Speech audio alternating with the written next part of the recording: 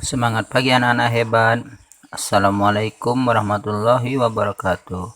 Hari ini kita akan mempelajari tema 4 globalisasi, subtema 1 globalisasi di sekitarku, pembelajaran 1.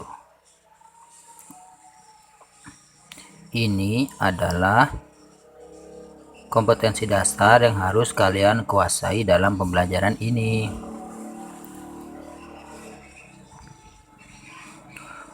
Anak-anak hebat sekalian, sekarang ini kita berada di era globalisasi. Globalisasi artinya suatu proses mendunia. Suatu proses yang membuat manusia saling terbuka dan bergantung satu sama lainnya, seolah-olah tanpa batas waktu dan jarak. Dengan adanya kemajuan teknologi, barang-barang buatan Indonesia atau made in Indonesia bisa menjangkau seluruh dunia. Demikian juga sebaliknya, barang-barang dari negara lain bisa kita dapatkan di negara kita dengan mudah. Perhatikan gambar peta berikut ini. Amati berbagai gambar produk yang ada di peta. Ada batik dari Indonesia, karpet dari Turki, boneka dari Tiongkok, kemudian mobil dari Jepang, jam tangan dari Swiss, dan susu dari Selandia Baru. Globalisasi terjadi karena adanya kemajuan teknologi, terutama teknologi komunikasi dan transportasi. Globalisasi menjadikan beragam produk dari negara lain dapat kita dapatkan dengan mudah, dan beragam informasi dari seluruh dunia dapat kita akses dengan mudah dalam waktu yang singkat. Pada era globalisasi ini, Indonesia juga melakukan kerjasama dengan negara lain, termasuk negara-negara di ASEAN. Bagaimana peran Indonesia dalam kerjasama di bidang sosial budaya dengan negara-negara ASEAN? Mari kita baca teks berikut ini, yang berjudul Melu Hillary Clinton promosikan angklung ke dunia.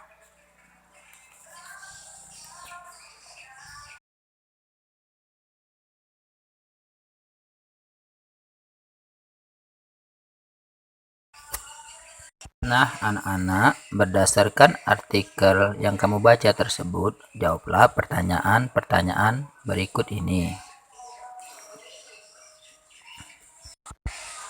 Selain mengikuti pertemuan Menteri Luar Negeri di ASEAN, Indonesia juga mengikuti berbagai kerjasama ASEAN di bidang politik. Yang pertama, ASEAN Defense Minister Meeting atau pertemuan Menteri Pertahanan ASEAN. Yang kedua, pengiriman duta dan konsulat. Siapa di antara kalian yang ingin bercita-cita ingin menjadi duta dan konsulat di negara lain mewakili Indonesia? Yang ketiga, perjanjian ekstradisi ASEAN. Kemudian yang keempat, perjanjian kawasan bebas nuklir. Kemudian yang kelima, perjanjian kawasan bebas damai dan netral. Berikut ini adalah contoh kerjasama ASEAN di bidang sosial budaya. Yang pertama yaitu SEA Games atau kompetisi olahraga tingkat ASEAN. Yang kedua, pertukaran pelajar. Yang ketiga, penanggulangan dampak bencana alam. Yang keempat, perlindungan terhadap difabel. Yang kelima, penanganan terhadap narkoba. Anak-anak hebat sekalian, listrik mempunyai peranan penting di era globalisasi.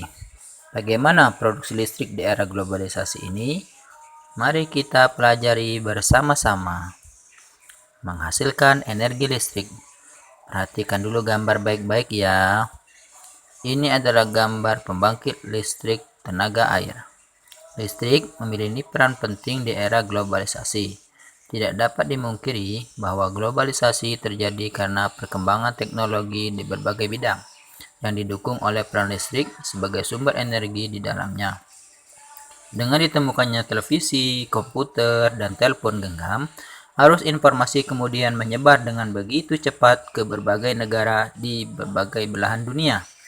Kebutuhan akan listrik kemudian menjadi suatu hal yang harus dipenuhi bagi semua negara di era globalisasi saat ini. Listrik dihasilkan di pusat pembangkit menggunakan beragam sumber energi. Pada pembangkit listrik tenaga air atau PLTA, air dari waduk atau sungai atau gambar nomor 1 masuk melalui pintu 2 atau nomor 2 yang diatur oleh katup pengaman, gambar nomor 3. Air kemudian masuk ke tangki pengaman tekanan, lihat nomor 4. Air di dalam pipa pesat atau gambar nomor 5 mengalirkan dan mengarahkan air ke turbin atau nomor 7 melalui katup pengatur tekanan nomor 6 untuk mendapat tekanan energi yang besar. Energi potensial air kemudian menggerakkan turbin. Energi gerak tersebut kemudian diubah menjadi energi listrik oleh generator, gambar nomor 8.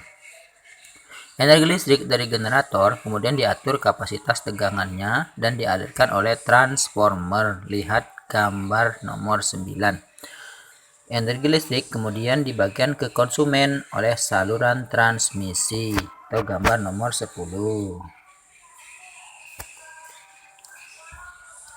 Komponen utama pada semua pembangkit energi listrik adalah turbin dan generator.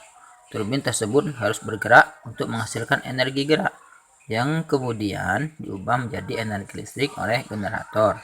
Energi penggerak turbin selain dari air juga bisa didapat dari angin, panas bumi, dan sumber energi lainnya. Adakah sumber energi di daerahmu yang bisa digunakan sebagai pembangkit energi listrik? Anak-anak, silakan baca sekali lagi bacaan tersebut, kemudian informasi penting tuliskan dalam setiap paragraf berikut ini. Anak-anak hebat, PLTA atau pembangkit listrik tenaga air adalah pembangkit listrik yang memanfaatkan aliran air untuk diubah menjadi energi listrik.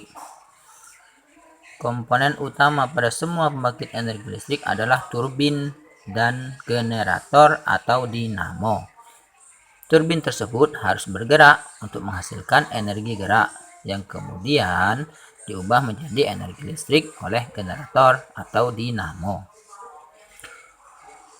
Jadi bagian-bagian PLTA itu yang pertama bendungan untuk menampung air dalam jumlah besar, untuk menciptakan tinggi jatuh air atau tenaga yang dihasilkan juga besar. Kemudian aliran air ini menggerakkan turbin yang biasanya berbentuk kincir untuk mengubah energi aliran air jadi energi mekanik atau energi gerak. Maka kemudian generator juga akan bergerak mengubah energi mekanik dari turbin menjadi energi listrik. Kemudian energi listrik pun dialirkan melalui tarian transmisi. Di daerah pedesaan yang belum terjangkau aliran listrik, warga biasanya memanfaatkan aliran air yang ada di daerah tersebut, seperti aliran sungai atau air terjun yang ada di daerah tersebut.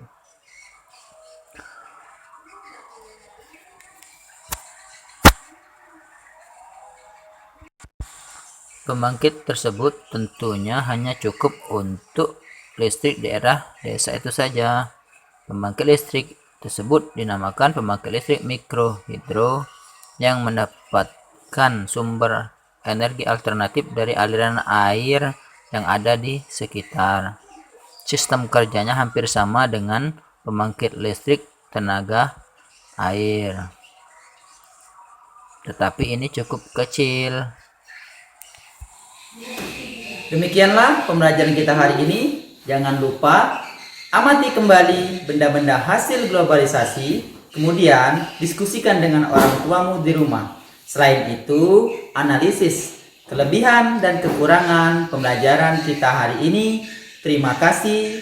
Silakan berdoa menurut agama dan kepercayaan kita masing-masing. Selesai. Bapak akhiri dengan ucapan Assalamualaikum warahmatullahi wabarakatuh. Tetap jaga kesehatan.